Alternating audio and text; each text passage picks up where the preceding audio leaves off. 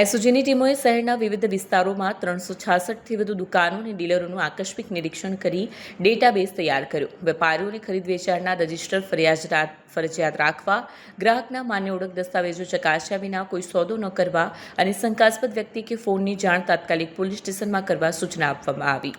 આ કાર્યવાહીનો હેતુ ચોરી, લૂંટ અને દેશ વિરોધી પ્રવૃત્તિઓમાં મોબાઈલના દુરુપયોગને રોકવા તેમજ ગેરકાયદેસર ખરીદ વેચાણ પર અંકુશ લાવવાનો છે।